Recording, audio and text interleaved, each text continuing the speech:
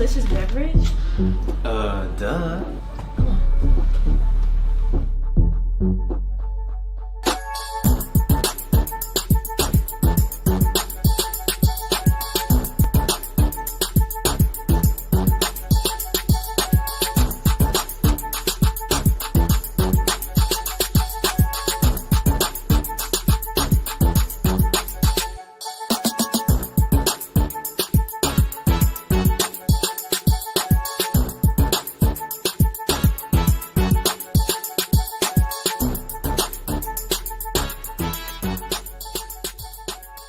Preparing students to demonstrate mastery of math state standards can feel like a dull, unending cycle of equations and practice problems. Unengaged, frustrated students can weigh on teacher confidence and lead to uncertainty about overall achievement. Two Ivy League-trained engineers observed this struggle and created a way to transform how students learn the fundamentals of math. Through the innovative Accoletics math program, EDA has helped more than 400,000 students achieve success on state-administered math tests and transformed the academic strategies and performance of schools nationwide. Accoletics' uniquely designed supplemental materials and tools are well aligned to your state standards and provide a clear path to exceed state proficiency standards. Through ongoing professional development, you will uncover common challenges and activate solutions that promise to improve student achievement in your school. By partnering with EDA and choosing Accoletics, you can start to see an unprecedented return on your investment in as little as one school year. Don't procrastinate on giving your teachers the tools to help students achieve their highest math potential. To learn how you can dramatically improve classroom instruction and learning, test scores, and student confidence, call, email, or visit Accoletics online today. When daily tasks become too painful, it's time for change. Let our pain management and wellness practice, Valentine Integrative Health, elevate your quality of life and ease your discomfort. Visit us at valentineintegrativehealth.com and start your journey to a fuller life.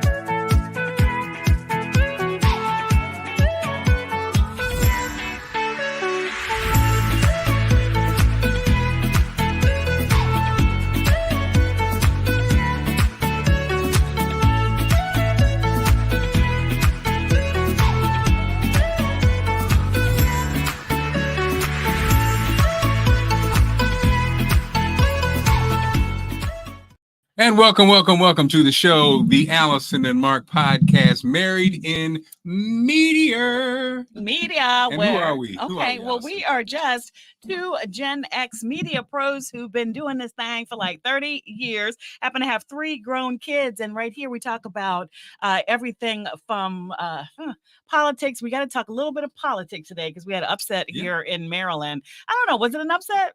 Okay, we'll talk about it. A little history. But anyway, whatever we talk about, the basis is a whole lot of love. Because did I say we've been married 24 years? We've been married for 24 years. The basis is a whole bunch of love. Today, we're a little scattered. We got a lot of, the good news is there's a lot of stories. And I didn't get a chance to get down here and really load them up. But, there's a lot of good stories out there. I'm going to have to find a new producer. So just letting you know, if you would like to produce the Allison and Marc podcast. No. We are for volunteers. We're taking volunteers. We're keeping the budget tight. Well, this story is interesting. I just saw my oldest, Sydney. And I was just thinking, when you talk to younger people about like the stories that go on, it's interesting because it's definitely a different age.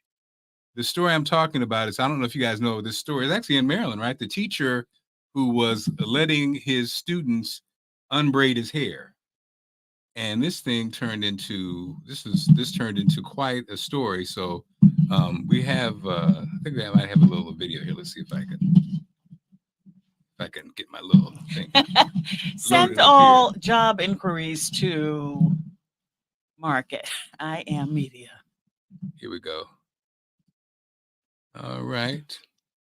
Let's share and see. All right, here we go. That is torn. The internet is torn. there has to be a line drawn. I personally didn't see anything wrong with it. What would you do if a school teacher let your child get the rat tail comb and take out their braids at school? It gets taken out of context. This teacher in the DMV that says his students are his besties has millions of people talking. They see me as a big brother or father figure, as some of them say. Parents in PG County are stepping into the shade room. This is not the appropriate place or time. Mixed reaction on what's appropriate and what's not in the classroom. And is this grounds for termination? The shade room just got an exclusive update from the school district who's clearing some things up about this teacher and his work status. Some adults generally have a good heart. I'm Justin Carter. This is TSR Investigates. You get the gist of the story. And wow. Weigh in. What do we think? First of all, Raymond, hi, I see you. Hey, Kevin. Yeah, so I guess it's for this, like they're just different groups, right? So you have educators out there who probably are like, we would never do this. This crosses the line. Then I'm sure you're going to have some people say it's no big deal. I'm just interested in hearing from the parents and the grandparents.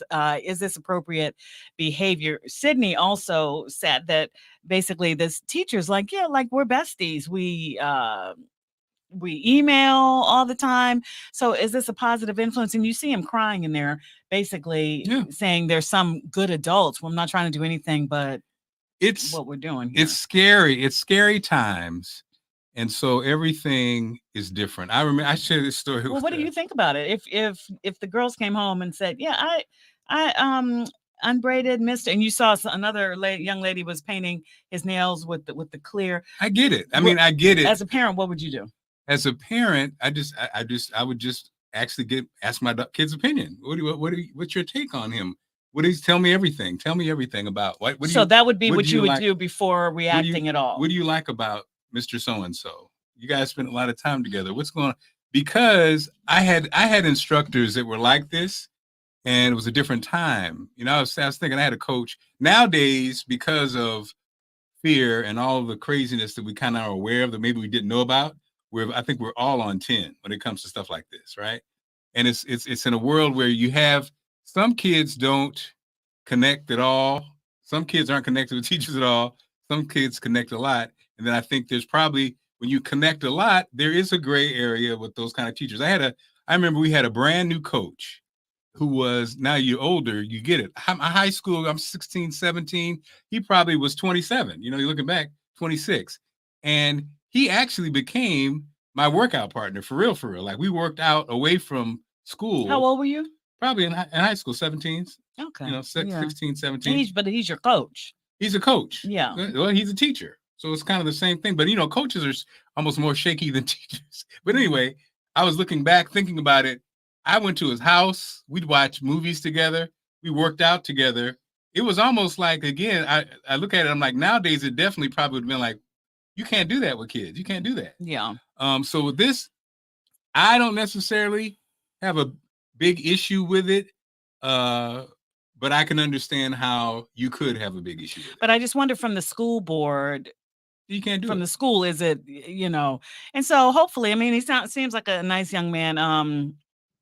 Our friend Brandy is in the chat, and she says it's not like they're, you know, slow dancing or touching or close. It's just like a group, and they're doing this. We don't touch anymore.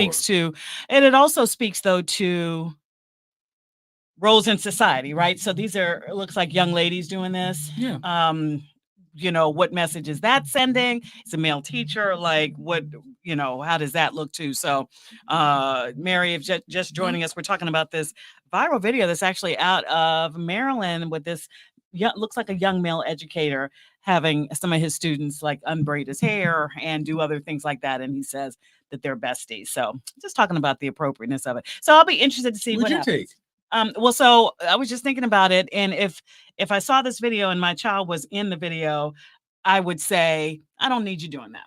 You're at school now, you know, have your friends or your age. If you want to, like, as we used to say, play in somebody's hair or take out their braids or do whatever else, do it with friends. Teachers are there to instruct. Now, if you have somebody that you're close to, that makes it all. That's what makes teachers great, like that personal connection. But I think there does need to be a line. I'm not saying he did anything wrong, but if my daughter came home, or if I saw my daughter in one of these videos, I would ask her not to be involved with that behavior.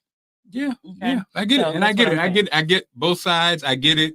I think again, it's different. I understand his side, from a standpoint of you see what he's trying to build there, but you just can't nowadays. You can't do it. You can't. And Raymond has a good. Before we move on, Raymond, that's an excellent point, because it feels good when somebody's doing your hair. They're like in the culture, they're scratching your scalp, they're greasing the parts for the braids and all that, and it is like it's like a thing that that at a certain point you're just like, oh yeah, that feels good, like, and it's an innocent thing, but it's just a line that I feel like doesn't need to be crossed. So nothing against this teacher, he seems to be a young person trying to connect. Yeah. But if my kid was doing it, yeah.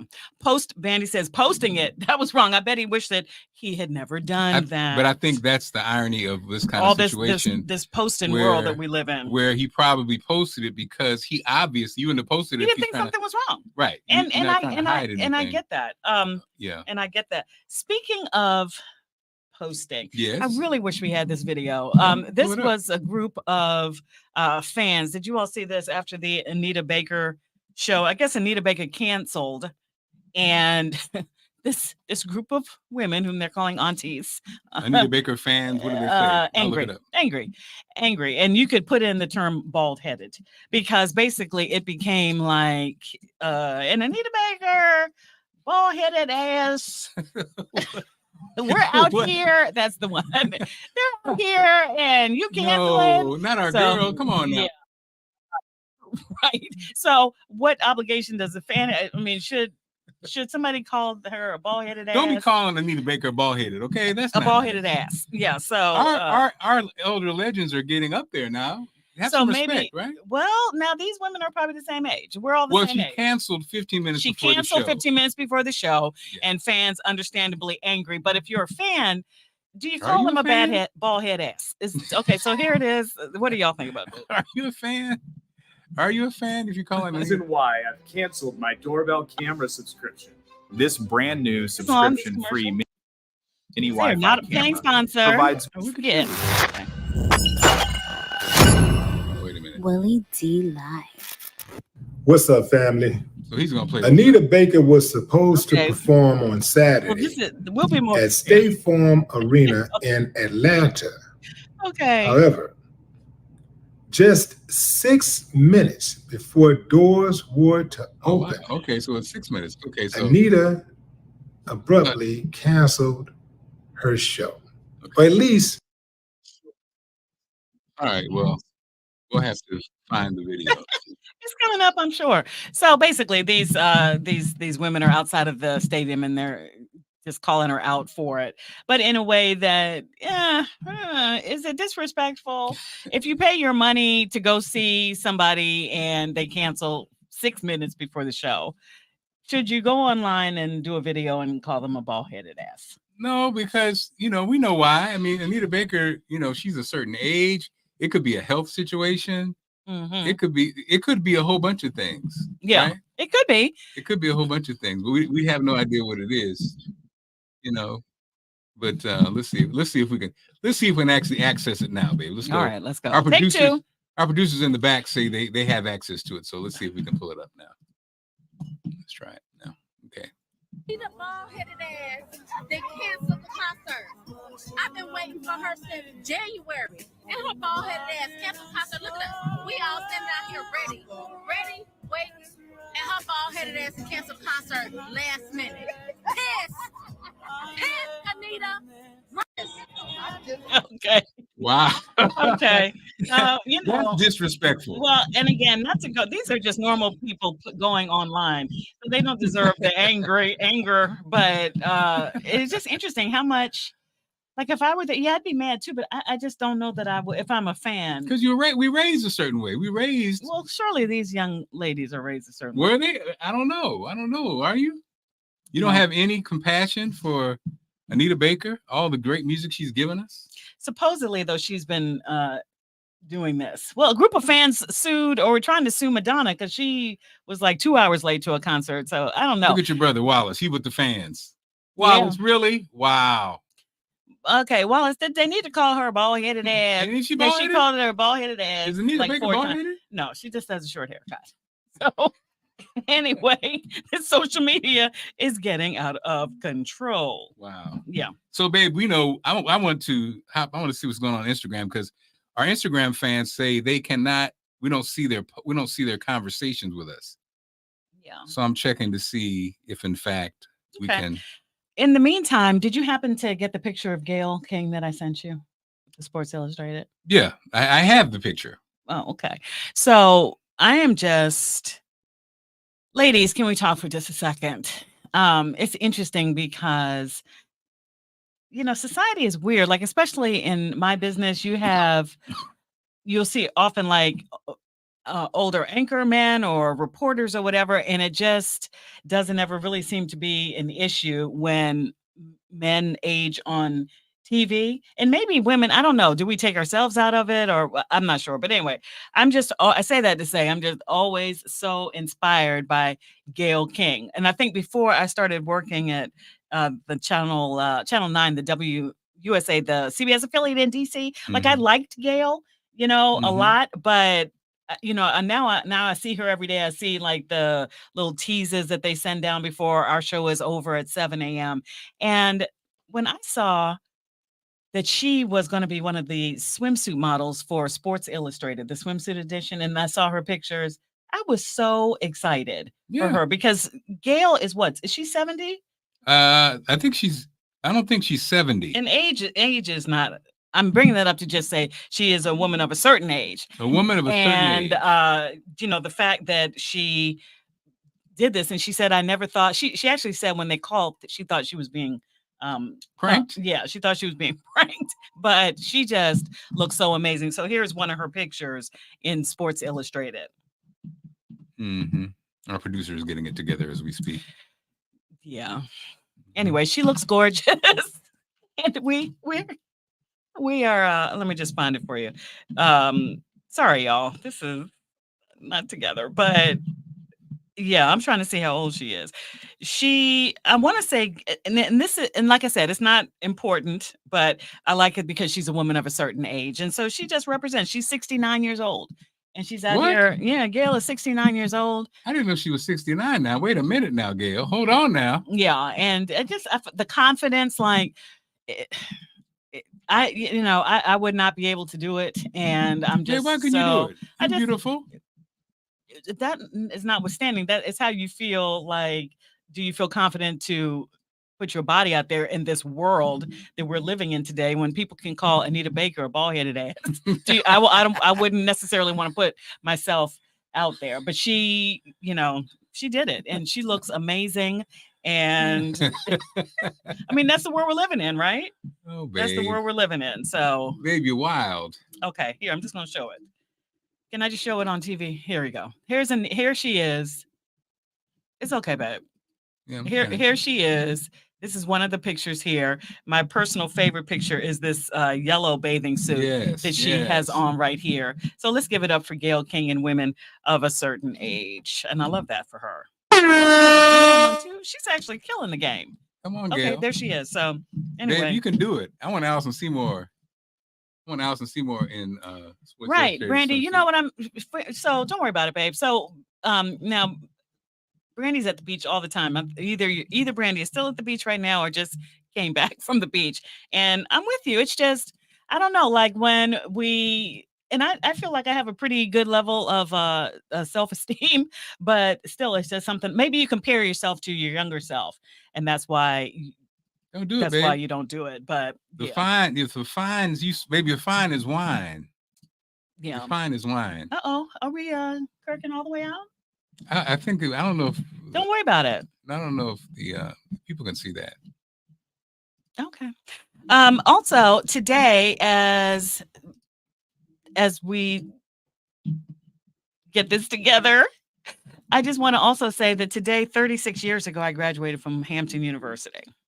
What? 36 years ago. So shout out to all the graduates of the class of 2024. Yeah, just reminisce. May 15th, 1988 was my graduation day. And it kind of just seemed like just yesterday. How'd you feel? But I feel great. Like I feel super grateful for all of the years since. I really can't believe time has really flown like that. But it has. So shout out to all of the 80s college graduates. So JC Hayward. So that's somebody. JC Hayward Sports Illustrated edition. Yes. Now CL, JC Hayward, she would kill it. She would kill it because she's got that confidence that just exudes. So yeah, it is time for that. It's time for all of those ladies of that generation to come on out and do it. Don't be scared. Don't be scared. Speaking of that, Kelly Clarkson has recently received a lot of backlash for, and admitting is a bad word, but for coming out and saying, she used a weight loss drug to help in her. Kelly Clarkson? Yeah. Used a weight loss drug to help in her really dramatic weight loss. She looks beautiful. She looked beautiful before. When I saw her before, though, I thought, okay, because I know that she had struggled with the industry trying to make her fit into a certain body type. And when I saw her on her show and just killing it, I'm like, I felt like she's comfortable in the skin that she is in, and I'm sure that she is. But she had said originally that she lost the weight with her doctor's help and basically doing it the old-fashioned way. And so when she came out and said she actually did a weight loss drug, people were mad. They felt betrayed. That's stupid. That's stupid. Well, that's stupid because this is what people don't understand. Like nowadays, so Ozempic and it's now administered at doctors' offices. So this isn't Weight Watchers uses Ozempic now too. But what people don't really understand when you're talking about weight, right? And you're getting older, this is a real health issue. This is a real health issue that has you at an increased risk for diabetes. Most overweight people are usually pre-diabetic and usually have hypertension issues, right?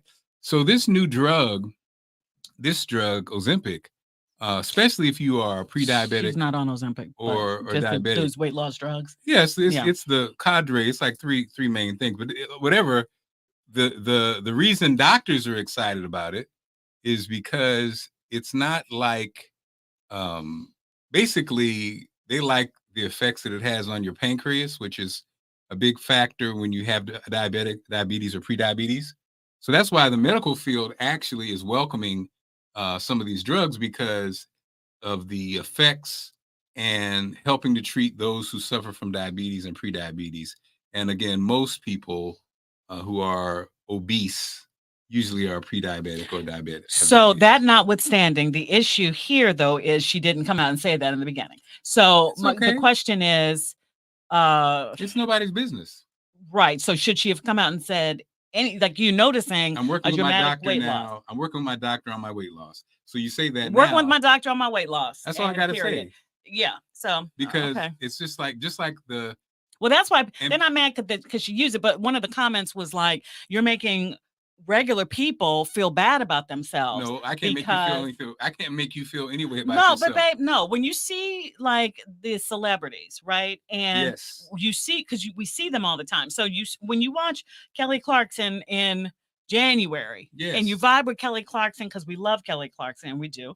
And then you see Kelly Clarkson in May, and she's got this really, I don't know how much weight she lost, but it's a pretty dramatic weight loss. And again, she looks gorgeous, then and now. But when you see her now, she fits that mold of a certain body type. And if you're a regular person trying to lose weight and you see that, and she says, I just did it with my doctor. And you say, well, what's wrong with me? I'm trying to do that too. Then, no, I hear what you're saying. No, but what I your am life that saying way. You're right. is the human part. I'm not saying go on there and blast her. You made us feel bad. But there is something. And when I look at celebrities too, my wish is I wish I had a personal chef, and I wish I had this and that. And the bottom line is for folk we do have to do it unless you want to do that. And so, I get it. I'm not going to say like, no, they shouldn't do it.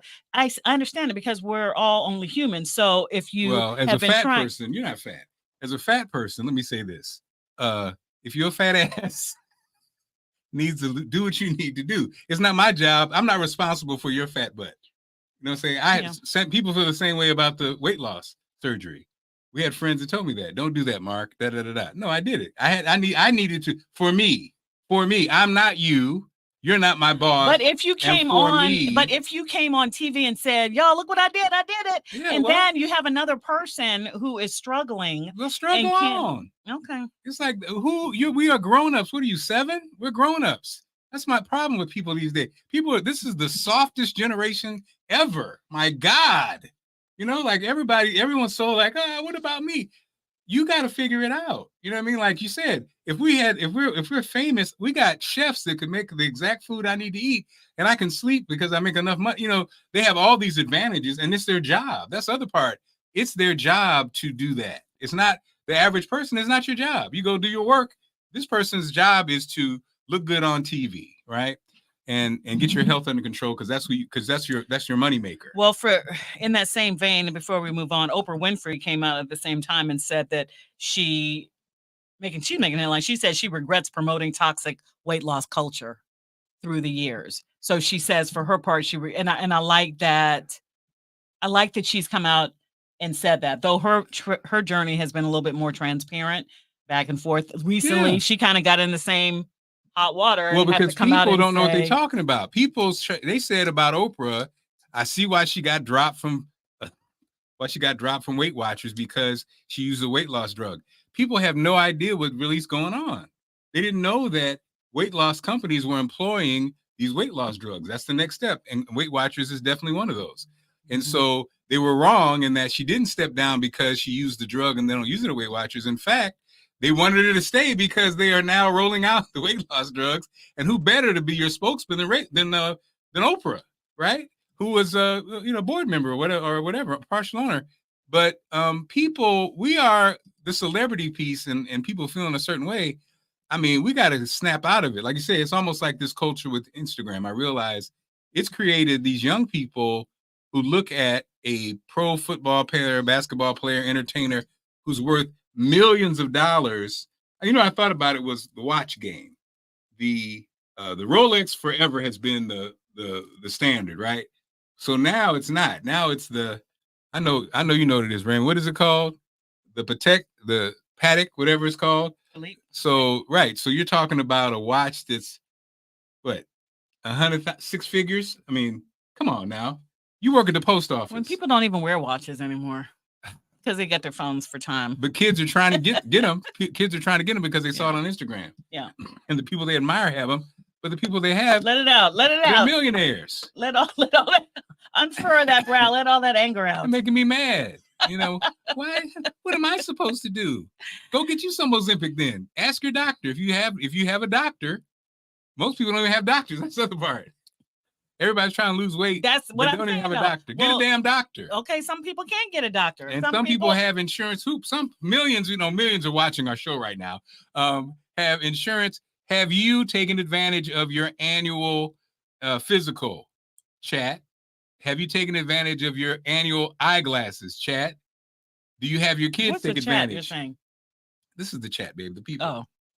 Chat, are you taking advantage of what you're paying for? Most of the time, I was looking at mine the other day, we do not use these things we have and take advantage of them, right?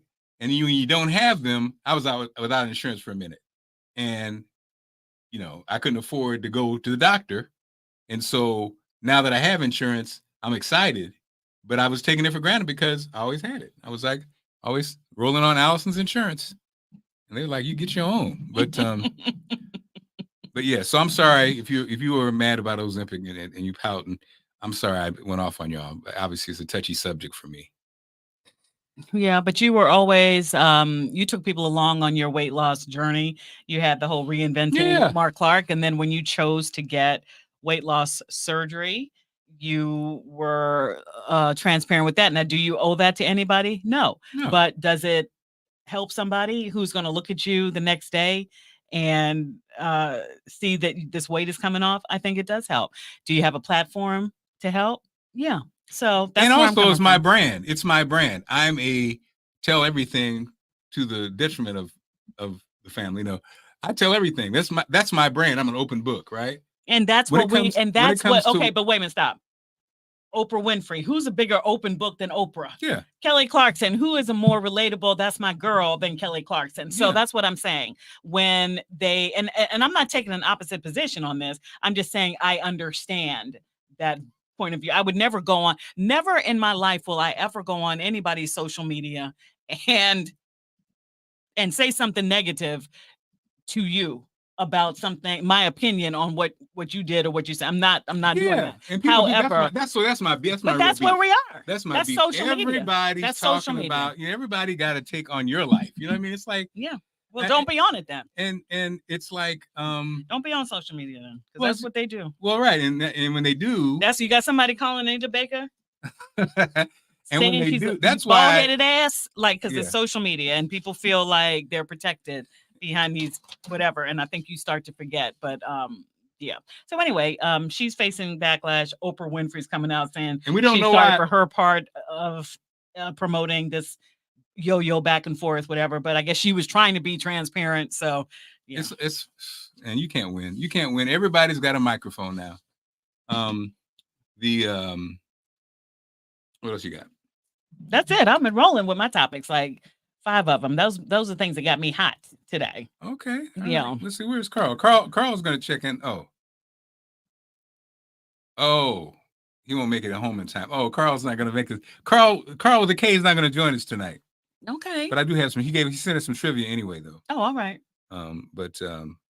So let's talk briefly about this election. Interesting Maryland election. Mhm. Some interesting things for me. So in Baltimore, Brandon Scott, the incumbent, won again. Yeah. In a very close battle with former Mayor Sheila Dixon. It was very interesting. I think it's very interesting. I think Brandon was buoyed by the tragedy that happened with the bridge. I think the nation and even locally, he handled that very well. Mm-hmm. I think many people felt like he's moving in the right direction, and why switch up now in the middle of the race?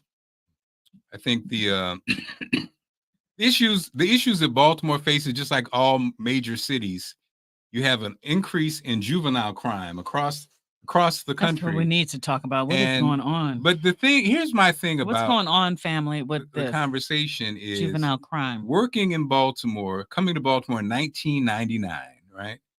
So all major cities have this issue. What's the issue?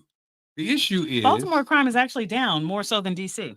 Yeah, well, yeah, but they're all the major cities. It's like the same issues, right? You have young people who were deserted without a community. In most major cities, that's a major challenge, right? And so now what you're seeing is the byproduct of that. I used to always say back in the day when I was on the radio in Baltimore, grandma on heroin, mama on crack. Mm. These are the children. These are, many of them are the crack babies. These are the children of the crack babies. And what do we expect? If you have places where kids don't have the basics, strong education, public school system, safe housing, they live in food deserts. They're not protected. We always talk about, that's a big word these days. I didn't feel protected. What about our kids, man? These kids have been unprotected for generations, and now we're seeing the ramifications of that. Also, people always talk, when they took the Bible out of school. Well, the Bible out of school thing is interesting. What kind of happened, I think, a shift for the Black community is, even back in the day, the thugs went to school. Big Mama made you go to church, right? I think we're looking at a generation that did not have church. Many don't have church in their life. Especially in the Black community, that was always a big factor. Even the worst neighborhood, a lot of times people still went to church on Sundays. People don't go to church on Sundays. So what do we expect if you take a kid and give them no support, no proper education, no proper food, and no spiritual guidance. And what are we stuck with? Fahim is saying that yes. Fahim is also saying, yes. and we talk about this all the time. We just watched my God. Perfect, Fahim. Right on time. Go, babe. We just watched the Freaknik documentary, right? Woo! Okay. And Freaknik. Mm-hmm. Babe, go ahead. Freaknik. We're going in, y'all, because this. I don't think you were in upstate New York with the Luke thing, I think, right? Yeah, I was in upstate New York in '93. But coming back to that, Fahim's comment was the music has had a significant impact, and I think we need to talk about that. I think that when people were talking about like hip hop back in the day, it kind of felt like, and I don't know whether because the music was different back then, like when we were coming up and when hip hop first sort of started to make its emergence, and then it's sort of how it's morphed today. But I'm gonna say it, my unpopular take, Fahim, I'm with you. I think the music industry and pop culture, what's going on right now, and this TikTok world that we're living in, by design, I think it's definitely adding to it, because I feel like there's so many stories of people, my mother was addicted, or we hear these stories all the time, or my dad wasn't around, they were here, there, or somewhere that they couldn't be a parent, and kids find it. It's in there somewhere. Is it at school? Is it an extended relative? And they make it out. I don't know what is going on now. It seems like we literally did 2 stories this week. One kid accidentally shot himself with his gun. And we just did it like a normal script, with his gun. Not sure if charges are pending yet. He's 12. Another kid is 15 with a gun, shot himself accidentally. Both lived. But where are these guns coming from? Well, when you do have the music and the culture that is maddening, because it seems to promote this type of violence. Don't seem to, it does. And when I say this, so you talking about, don't be, let these celebrities do what they want to do. And then on another hand, it's like, well, just because like the baby is talking about this, these kids shouldn't emulate that. Okay. All right. But yeah, I think that the culture, I think everything is crumbled around, and as adults, we let it happen. Yeah. The radio stations let it happen. Oh yeah. I blame radio. Black radio sold it. Let it happen. And so it's almost like, how do you get the genie back in the bottle? And I was saying to you earlier, the only thing I'm encouraged about is it seems like, when I was coming up, we were listening to like jazz cuts on HUR, and that was the beat. Like when driving through Haynes Point or Rock Creek Park, that's what we had on R&B, right? And so since that's virtually non-existent anymore, I'm prayerful that in the next couple of years or 20 years or whatever, this sort of really, this music that we're listening to now will also be out of style. I don't know where it goes to from here, but well, you know what I'm saying? Yes. Where's Boys to Men? They're not around anymore, but they seem so prominent is what I'm saying. Yes. But the trends change. So I'm hoping that somebody is conscious enough to say, we gotta roll this thing back. And that's where I think it has a lot to do with it. We're talking about what's going on with our youth right now, if you want to chime in. This is so watching the Freaknik thing was interesting, because Freaknik to me was a great microcosm of kind of how our culture got co-opted. And what do I mean by this? Like you said, you grew up in Washington, D.C., home of WHUR, home of the album cut, home of the jazz album cut. Y'all generation knew jazz album cuts. Y'all knew Phyllis Hyman album cuts. Angie Bofield, Flame of Love, Turn It Up. Al Jarreau. Why? Because Michael Franks. WHUR David Sanborn was a huge player in the community, and it was like it was your part of your life. So I was in radio when this battle started happening with hip hop. I was in radio when the game changed, right? So when hip hop was introduced, it was only at night, and it wasn't played all day, and they call that day parting. They played at a certain time. Now with the documentary made me think about, babe, Freaknik, the documentary. The Freaknik on Hulu. When that Miami Luke bass sound came, I I think our viewers were a certain age. You remember this. You said you were in upstate New York. We don't really realize on the plus side, what he was fighting for was for free speech, right? Luke basically said, as an American, I have the right to say whatever I want to say, as freaky as it is. Number one. The other challenge was it was almost sampling, because he was taking, they basically ruled that if it's a parody song, the rules are different when it's a parody song versus a real song. So it was a kind of a couple of battles going on. But the thing that was going on, that when I saw it impact Freaknik, that was going on across the country with this Luke thing, was when Luke, I was in St. Louis at the time, Luke coming to St. Louis, Luke coming to Chicago, Luke coming to wherever, was bringing the music and bringing a bunch of big booty naked women. And that was not how it used to be. And right? for me, when he said, okay, because let's be honest, like the beats were the jam. Like if they put on like, come on, bang, bang, like that. I mean, you just look at that girl with the Dirty Dukes on. Right. I want you to pop that, pop that. But the issue is when he said it, and if you watch this Freaknik documentary, the way he said it made me want to punch him in the throat, because he goes, it was called Freaknik. Somebody had to bring the freak. And then he did the little smile. It started the downfall of freak. It started the downfall of Freaknik, just because of the behaviors. And you brought in like different, because where it started and the evolution of it was just so interesting. And like you said, a microcosm of society and what's going on, I think, in especially in our community, right? But started by this group of DC college students at the AUC. So that's the Atlanta University Center, right? So that's Spelman, Morehouse, Clark, Morris Brown, those schools down there. And it was just an alternative spring break type of thing.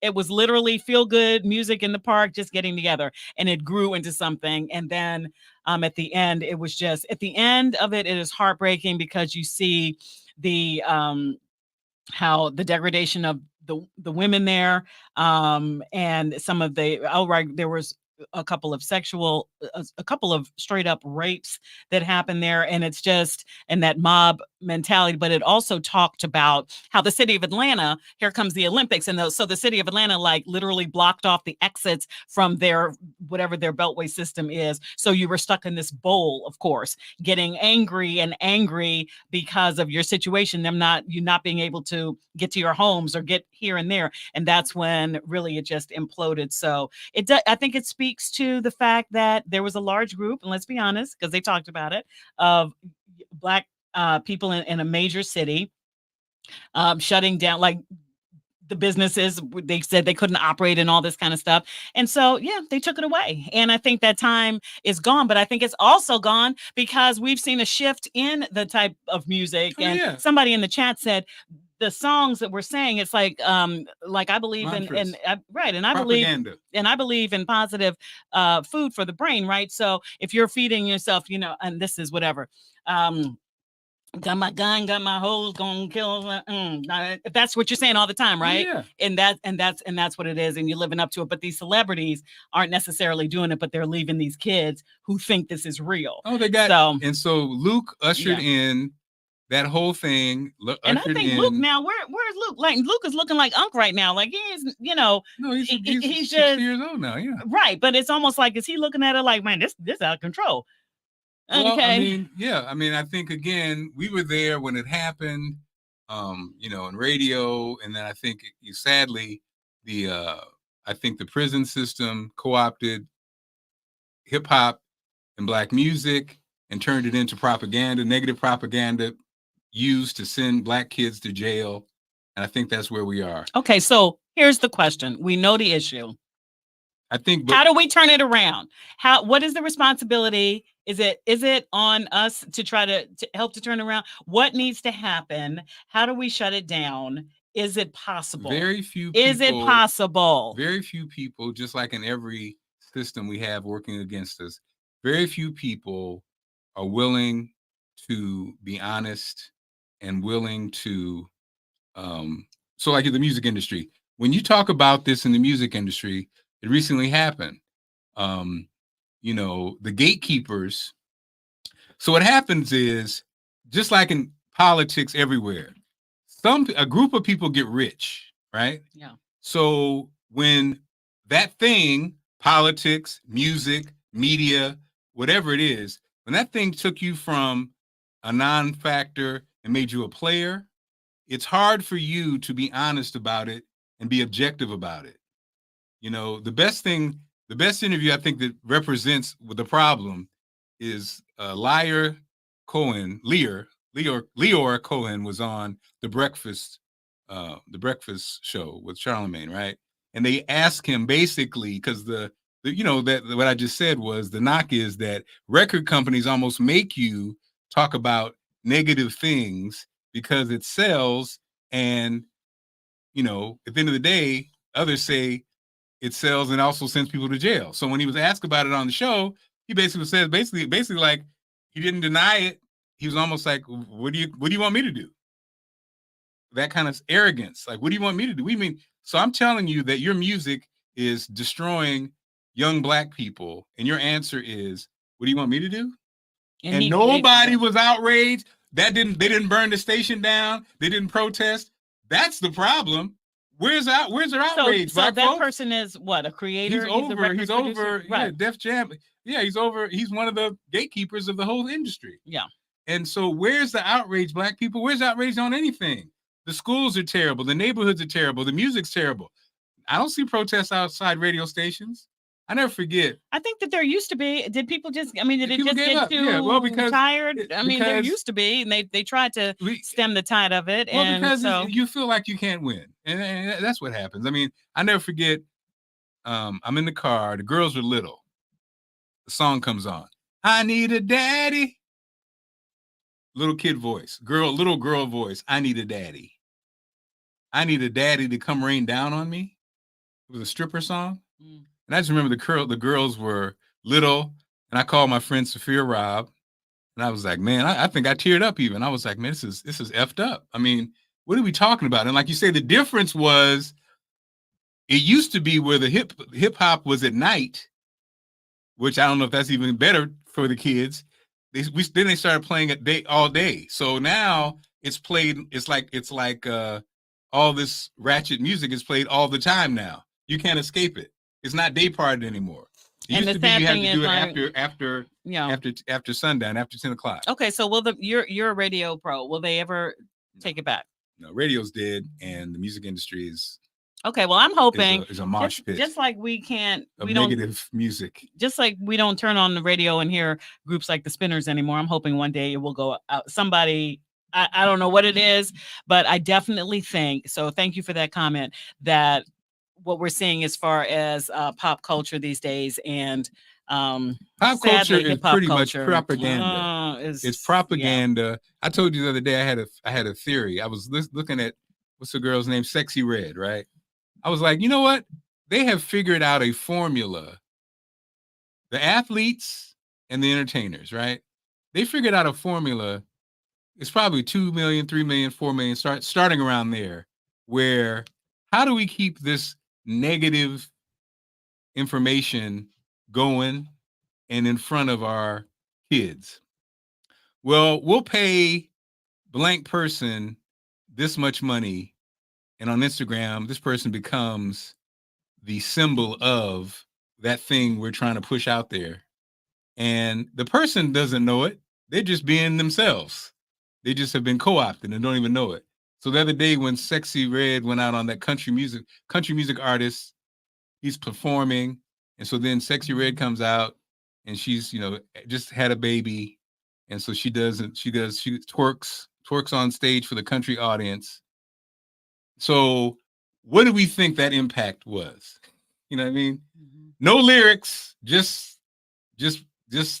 well, I think come out there. Well, I think for years you've had like because when you said that, I thought about like the go-go dancers from the 60s, right? They came out and just dancing next to Tom Jones for no damn reason. Like, yeah. So I think that this is what it is. Now, what I hate is that, some of the audience is going to look at that and then expect, a 17-year-old kid just trying to go to school, get an education, to be able to like, throw that thing back at any moment, because it's hard not to see, if you're not familiar with the culture or whatever, it's hard not to see, in this case, all Black women as being able to just at any point just. What she did in that moment was Right. she played into the stereotype of those people, of what they felt about what Black women are. Yeah, And I think that's that, why she's getting paid these days. And I think though that if you're sitting there in that audience, then you just feel like it's a music venue, so you might be hype about it, like and like the cross culture there, because there's been all the talk about like some Black country artists not feeling necessarily welcome in that genre. So if you're an audience member, then you don't really want to be like, oh my God. But yeah, it doesn't do anything to further. It doesn't do anything to further our unity in the long run, in my opinion. What's CL talking about? CL, the only problem is the industry is set up for the opposite of this. So the industry is set up Decency the opposite tax. way. That's the first problem. We feel like people at the top are trying to fix something. They're not. They're the ones who are tearing it down. Yeah. It's like that's the problem. Like we think there's a people. They're not. The system is not set up. The system is set up the opposite way. So and I think that's what the young people are kind of on. I think they learned it before us. We were conditioned a certain way. It's almost like, that's not American. I think that bottom line, before we close this topic out, is I just feel like, I feel sad for what's going on with this generation. Every time we report on a young person who is the victim of gun violence in DC or a perpetrator of gun violence in DC, it's just, my heart breaks a little bit more, because I just wonder what can be done. And then I also wonder where all these damn guns even coming from in the first place. How does everybody have a gun? And it's almost like a self-fulfilling prophecy of what that the 1%, the people who want to see us divided, what they wanted for the Black community ever since Reconstruction, ever since they pulled the plug on Reconstruction. And we're just now feeding into that all these years later. So I don't know what it is. I don't know. I'm just hoping maybe it has to go all the way to rock bottom. I don't know what that looks like. Maybe, this crime has to seep into these neighborhoods where people say, and we say it all the time, a typically quiet neighborhood where we don't really see this much violence. Like, does it take going into these neighborhoods and shaking it up? I hope not. I'm not saying that, but what I am saying is some people live in a bubble, and then some people seem to be trapped in a bubble. And so, and then, okay, so what are our kids doing? Well, they're playing games, shooting people every day. That's what they're doing. Let's talk about that. They're playing games, shooting everybody. We had that Grand Theft Auto on our thing. When I saw that, y'all, I'm serious. Now, I know I'm sounding like every day of my 58 years, but I was mortified.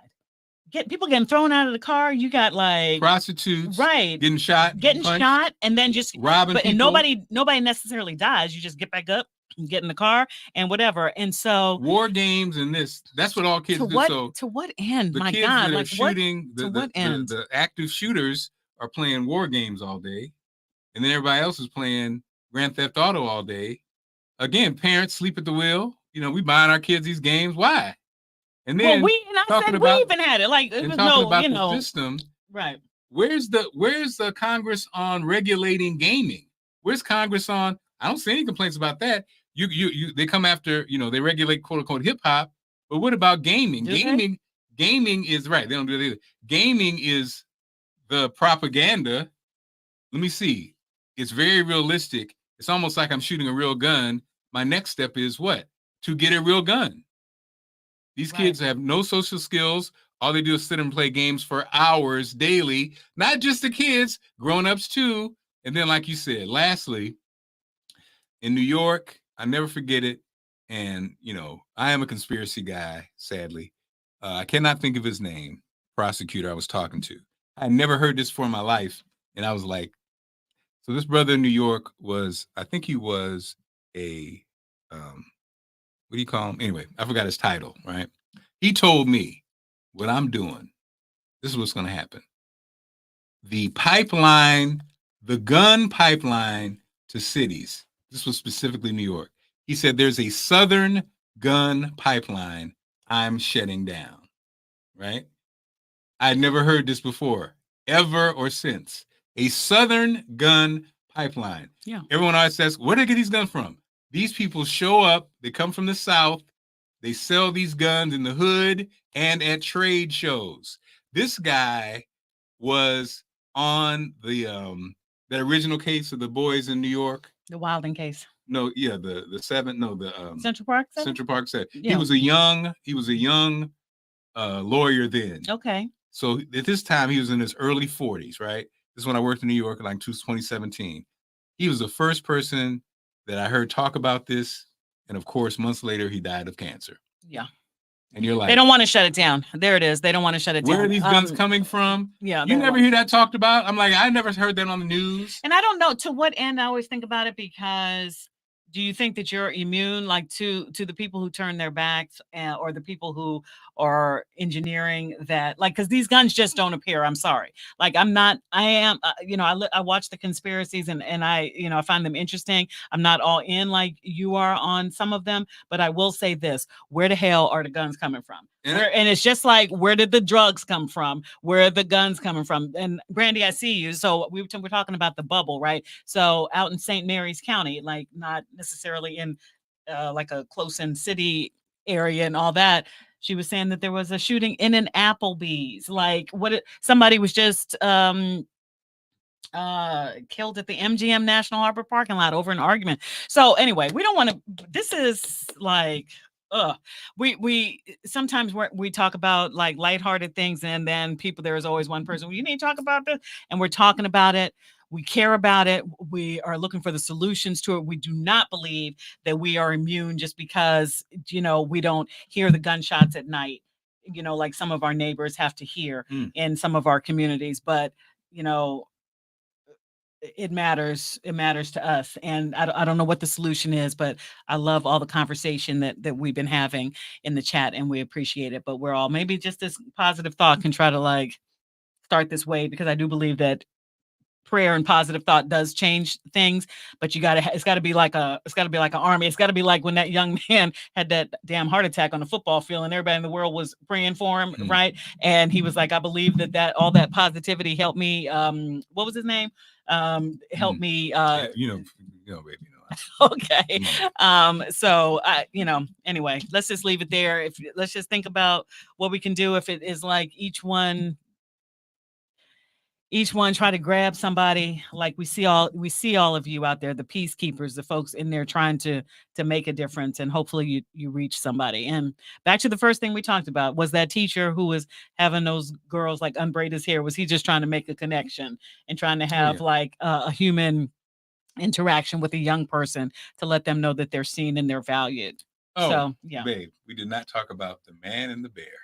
Oh, the man and the bear. Okay, let's leave him with that because that's pretty hilarious. I'm curious. Also, there was something I wanted to.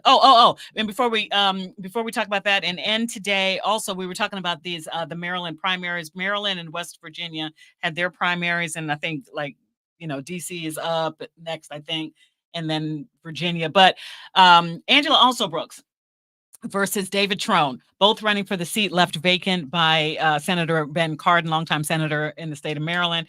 And what is interesting in this thing is the money spent. Trone spent his money. He spent almost like $60 million. Lord Jesus. And we were running the ads all the time, and it was almost like, where's Also Brooks ads, like what's going on? And she supposedly spent like right under $8 million from campaign funds or fundraising or whatever. So at the end of the day, like we talked about the 1% like pulling the strings and making it happen, sometimes in negative ways. I have nothing against David Trone. I like his background, his message, and what he is hoping to do for the people of Maryland. But at the end of the day, money did not buy that. Buy that position, and it's encouraging for me to see that that at the end of the day, the one with the deepest pockets didn't win out. I think they're both good for Maryland, so we'll see. And in November they go up against Larry Hogan, who is a phenom in his own right, who won as a Republican as the governor's. The politicians are governorship interesting in a blue state, being a Republican. So I like him too. the politicians are interesting. I was surprised by some of the black women who did not rock with Brooks, who had rocked with her in the past. I was surprised about that. Also, it was an interesting case study. When you have the Munty, you can buy everybody. It's like, the Munty, but you can buy everybody, but you can't buy everybody.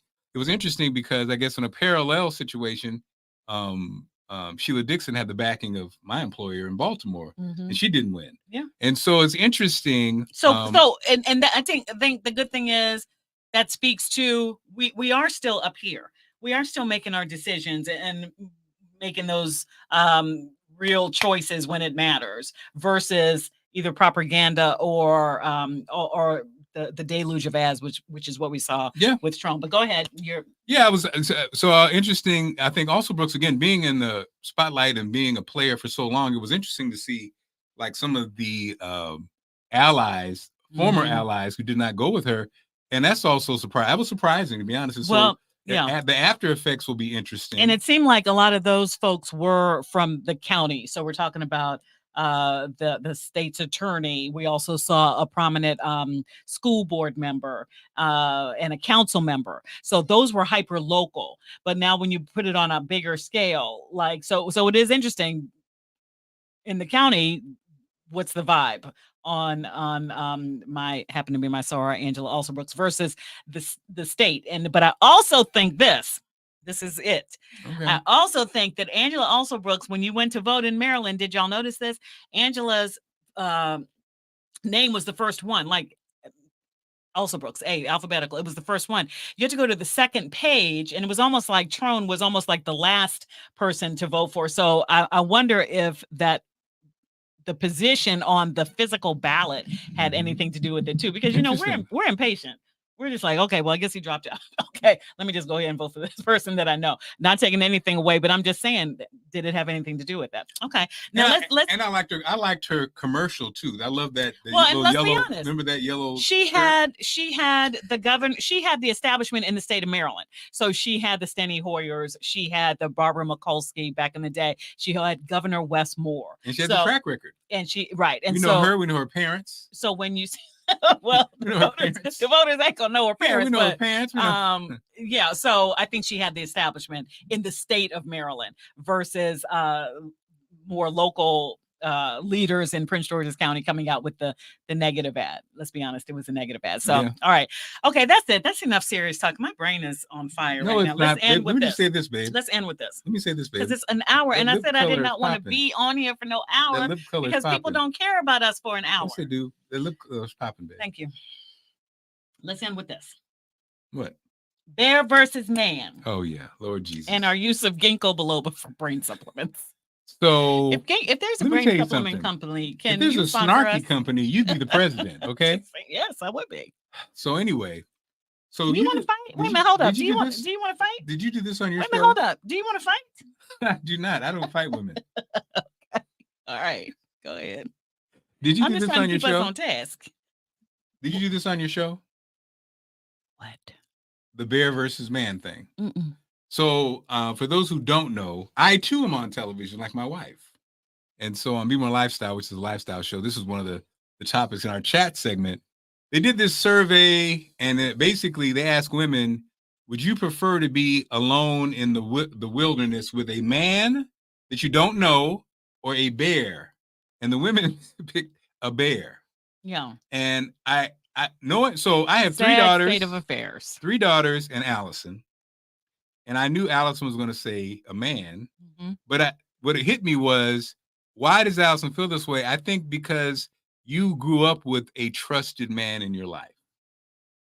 I think that's a big factor. And I think your experiences with men and dating and stuff you didn't have the terrified. They were positive, yeah.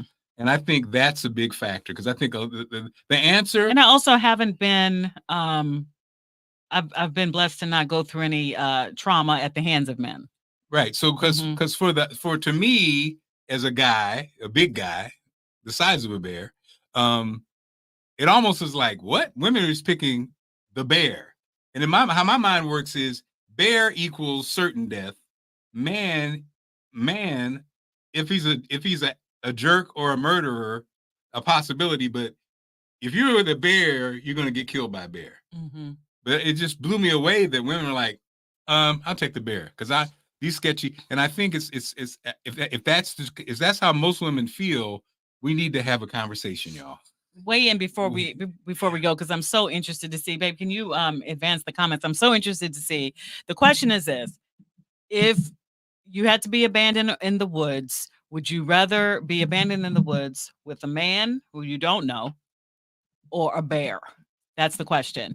And just to recap, if you're just joining us, Mark said most people that were in the studio at the time that they talked about this said the bear. I definitely said the man. Our own kids said the bear, I think. And I'm seeing now, like, our daughters are at the age where they could really be in serious relationships. You know what I mean? And I talk to younger people that I work with and people my age that are out there dating. And I had a young lady just say, I'm starting to think that men just aren't good people. And it's heartbreaking, because what are we really talking about? I have faith that there are still good men out there. And at the end of the day, if I'm in the woods or abandoned somewhere, I can also run and hide from a man if he turns out to be bad. But if he turns out to be good, then hey, how you doing? We're in the woods here together, baby. That's me and you, period. Okay. So maybe you could do some hunting for some fish. I can also reach for some fruit and make a little palette for us, and maybe we can have a romantic dinner when we get to know each other. You cannot do that with a bear. And I'm just gonna be playing. Let's think about men in a better way. But men do better. I was thinking I want to have a conference. Do better, men. I need to have a conversation. Uncle Mark needs to have a conversation with men, I think, because women what is the are deal? scared. I'm hearing about ghosting.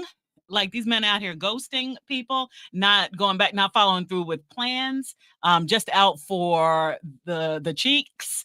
They don't want to whatever. I'm not saying everything is going to be a serious relationship, but not even trying to get to know people, trying to do these shortcuts. So yeah, I'm hearing all this and I get it. And I'm glad that I'm not in the dating world right now. But at the end of the day, I would have to, if the choice, and I think most women would do it too. At the end of the day, you're not going to be with no grizzly bear. Beverly said, man, but can I have my...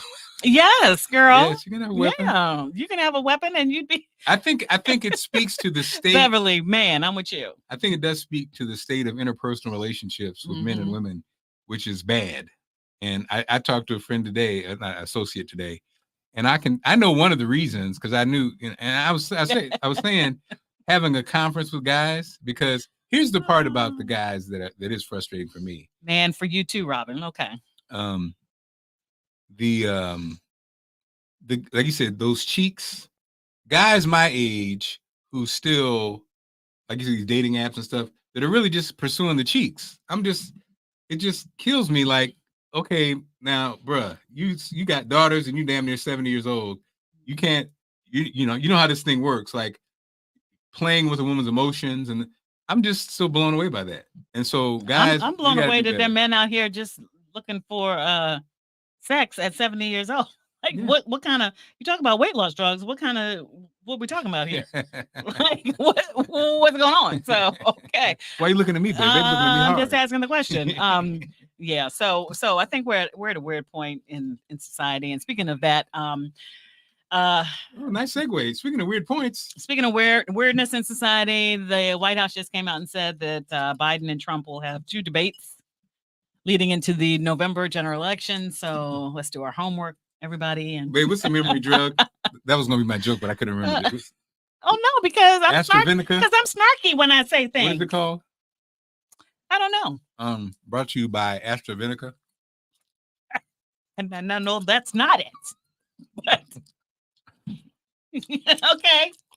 Anyways, all right. You really do want spanking, don't you? Yeah. And who is going to give it to me? Okay. Anyway, y'all, we love you. And a lot of heavy topics today. And sometimes I wish we could just talk about, it was interesting. Fans going in on Anita Baker, but we got a lot going on in the world today. Y'all. Interesting today, babe. People stayed around to listen to the conversation, but not as many people participated in the chat this time. People just at work.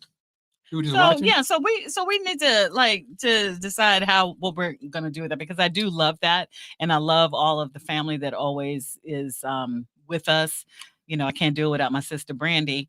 And there some other folks that I'm just seeing that are like becoming regulars with us on Wednesday that I love. But yeah, I guess to just keep the conversation rolling. I think that's the you let us know. But I think that's the wheelhouse. Well, it was a joy as always.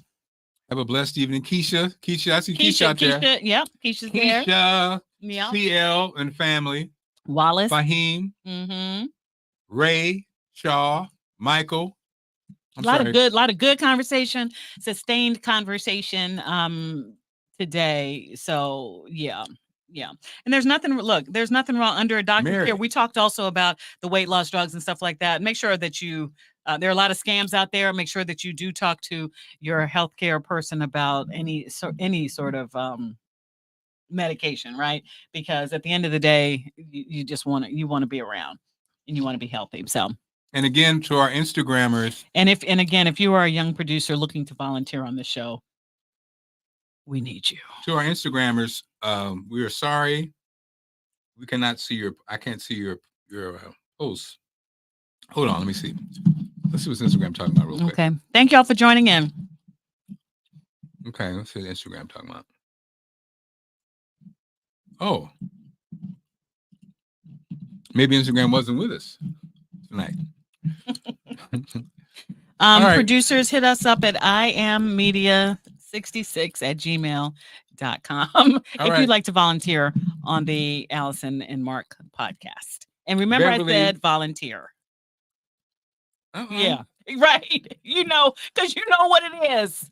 Beverly, you know what it is. Beverly, don't encourage her. Hi, Veronica. Yeah. All right. Hey, Keisha, you rolling with me at 4:25? I'll see you in the morning at 4:25 on WUSA 9, Channel 9. That's right. In Washington, D.C. And then What's check the out Marc. Tomorrow, babe? Purple. Tomorrow's Purple Day. Check out Marc on Fox 45. All right, family. Bye.